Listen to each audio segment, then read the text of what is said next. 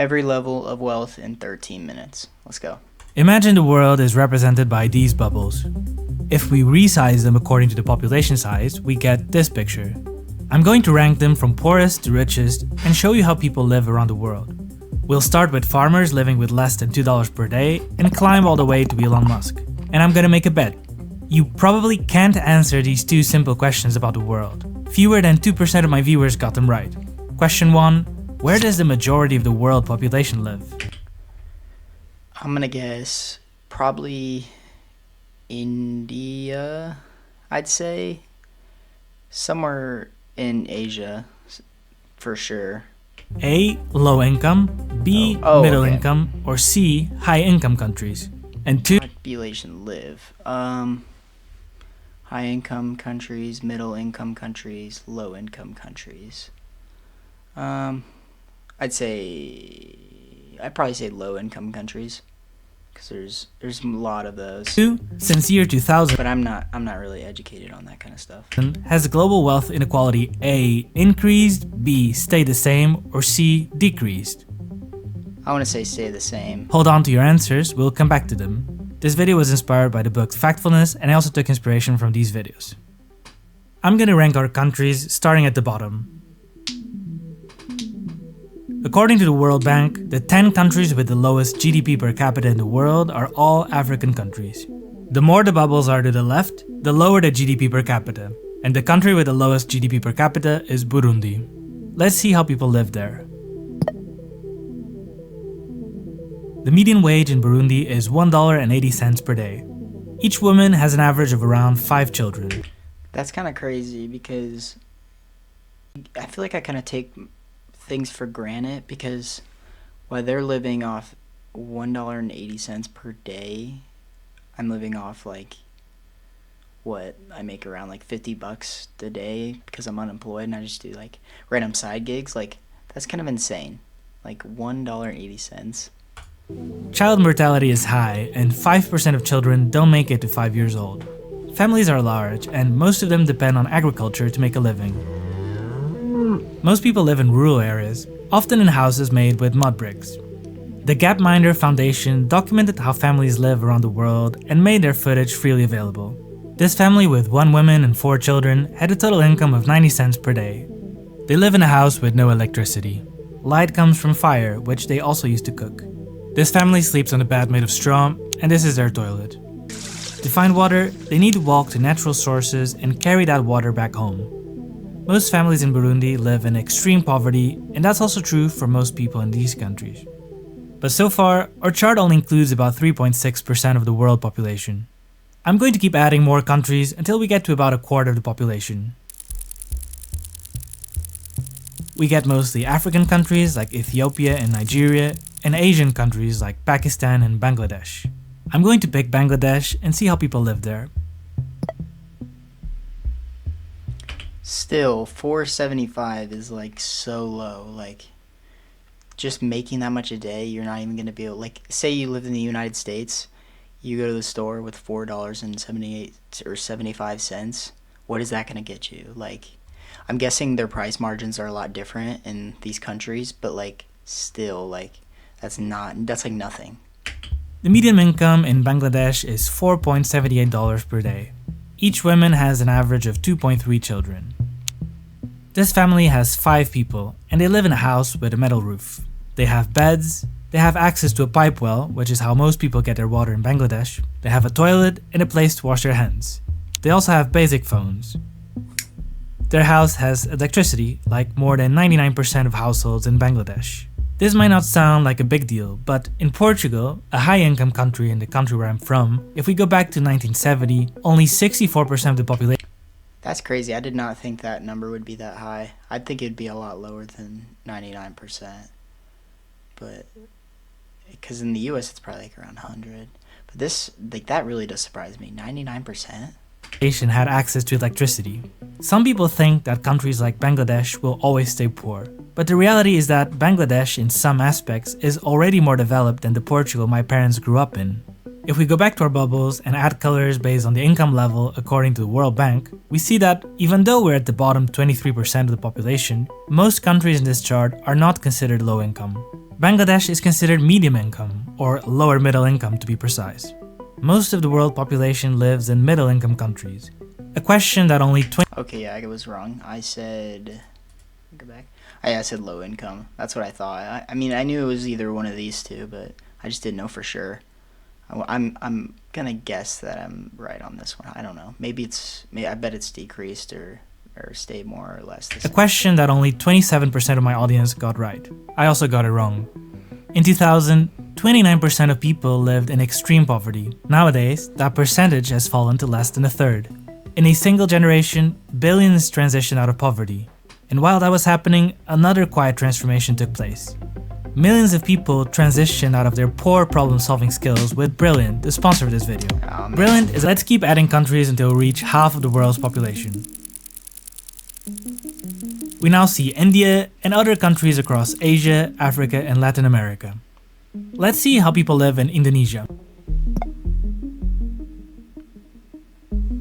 The median wage is around $6 per day, and women Gosh dang, when is it gonna get bumped up? That number has not changed, at all. But I know, like I was saying earlier, price margins are different from the U.S. than to Indonesia, so they could probably get more for their buck, but still, I don't understand. It should be, increasing more. have on average around 2 children.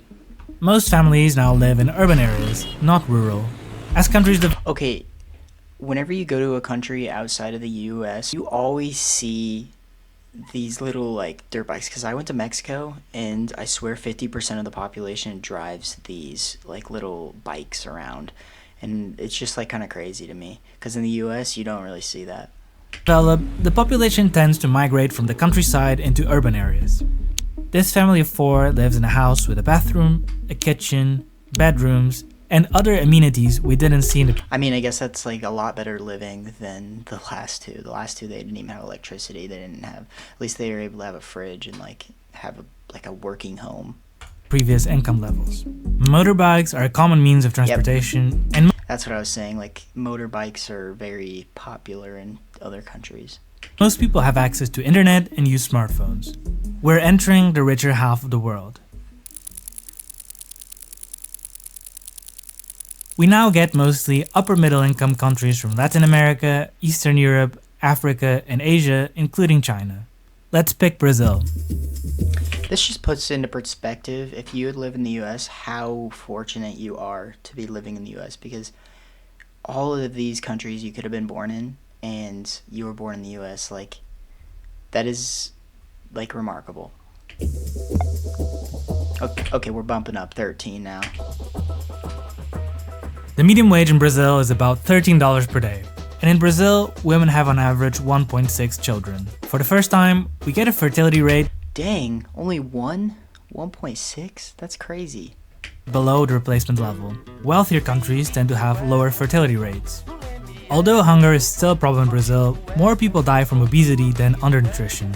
As countries develop, the percentage of obese population also tends to increase. At this level of income, it's now common for people to have a car and a computer. Brazil is above the global average, but still far from the world's richest. If we add more bubbles, we start getting high-income countries. Dang, that's crazy that Mexico's kind of up there. We're now at 90% of the world's population. Okay, Japan. I feel like that should. I would have definitely thought that would have been higher, because in Japan they have such good technology and stuff like that. I've seen videos on that. And I'm gonna pick Spain. We had at my old school, we had a lot of foreign exchange students from Spain, and they always just came from Spain for some reason. I don't know if that's popular in any of your guys' schools or anything, but a lot of foreign exchange students came from Spain. The median income is $41 per day. In countries like Spain, most people live in good quality housing. They have access to decent healthcare, social security, and public facilities. At this tier, you also start getting the freedom to travel to almost everywhere. A Spanish citizen can travel to a total of 189 countries visa-free. For most of the world, that is not the case. If we look at the passport index of every country, we see that lower income countries have a lower number of destinations they can visit without a visa. The freedom to travel the world depends on the income level of your country. Despite having good living standards, I did not know that. That's actually kind of crazy. I did not know that the income of your country determines where you can visit in the world. Because I know in the U.S. you can pretty much visit anywhere. Because obviously it's a much more wealthy country. But like, I did not know that. Compared to the rest of the world, many people in these countries haven't enjoyed the economic growth we got in countries like Bangladesh or Indonesia. I spoke with economist Branko Milanovic, one of the researchers behind a famous chart explaining this. It's called the elephant curve. On the x-axis, we have the income percentile of the global population. The chart shows us how much income has grown across the population in the 20 years up to 2008. The people around the 50th percentile of income, mostly people in Asia, saw big gains. But then for the Western middle class, the curve flatlines. People who are around the 75th, 80th percentile of the world income distribution, which means they are richer than the Chinese, had very slow growth, and in many cases actually growth of close to 0% per year over 20 years. And meanwhile, the global top 1% captured a large share of the growth, riding the wave of globalization. In recent years, the curve becomes smoother, but the pattern still holds. Many in the West feel stuck, while much of Asia has moved up. Let's move higher.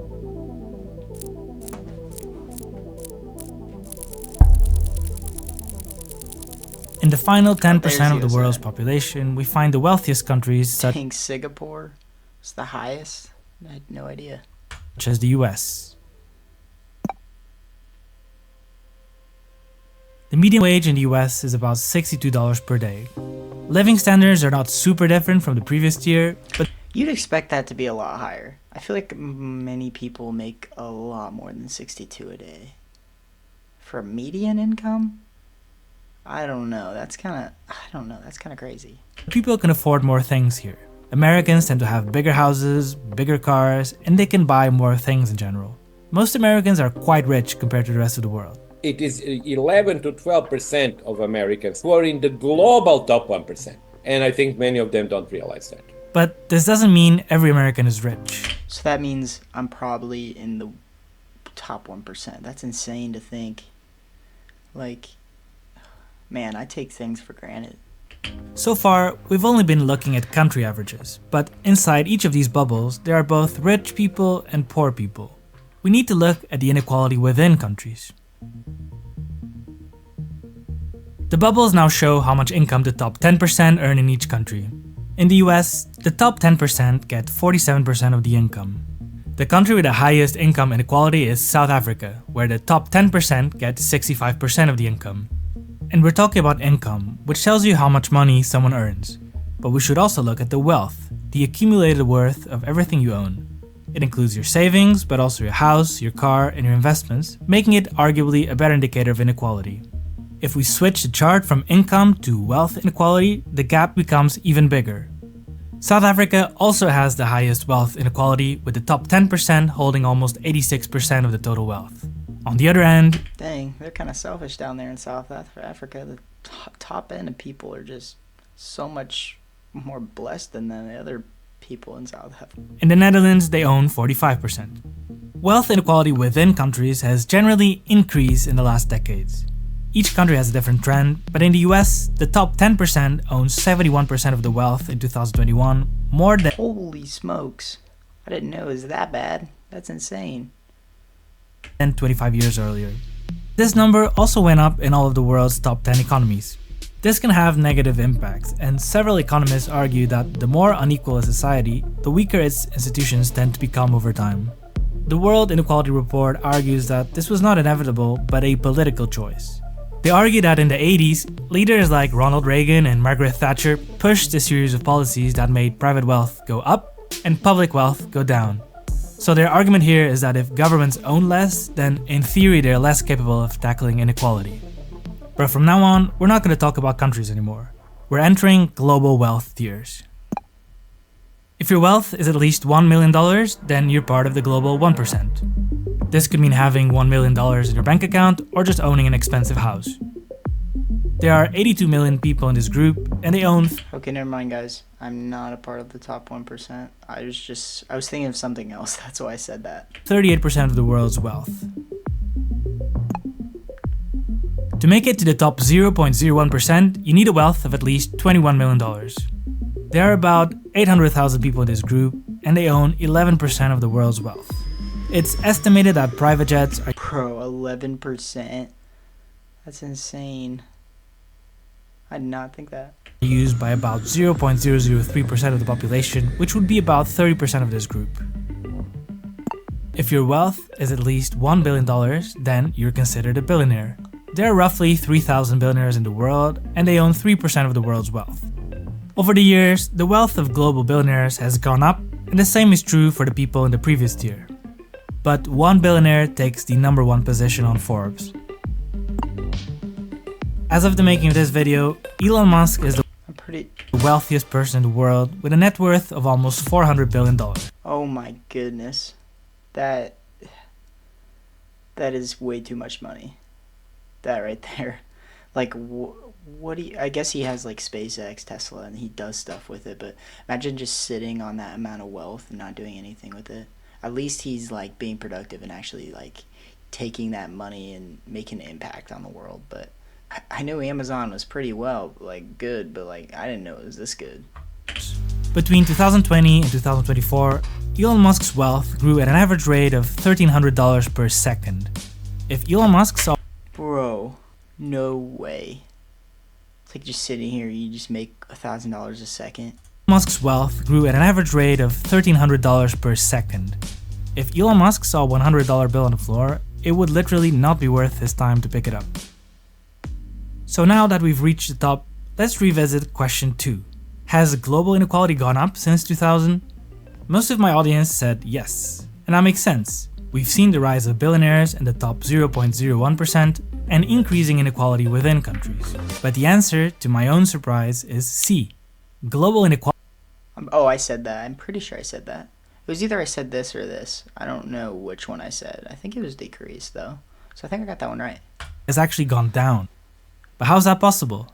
To be very sort of blunt, reducing inequality between Malawi and the UK is much more important than reducing inequality within the UK. Although inequality within countries went up in many regions, the inequality between countries has gone down. The global top 10% now owns 74% of the wealth, which is less than before. And the bottom 50% own 2.1% of the wealth, which is not much, but still higher than in 2000. Developing countries are catching up. If we go back to 1990, the bubble chart looked like this. Almost 40% of the world lived in low Bro, whatever country this is, they're living large. income countries. As the years passed, billions climbed out of poverty, and now most of the world lives in middle-income countries. This doesn't mean that people aren't struggling or that we shouldn't worry about rising inequality within countries, but personally, I also think it's important that we acknowledge the progress that has been made. Most people, myself included, fail these questions because we don't have an accurate picture of the world. That's the video for today. Thank you for watching. This one took a bit longer with all the That was a fire video, but thanks for watching, guys. Make sure you like and subscribe, and I'll see you in the next one.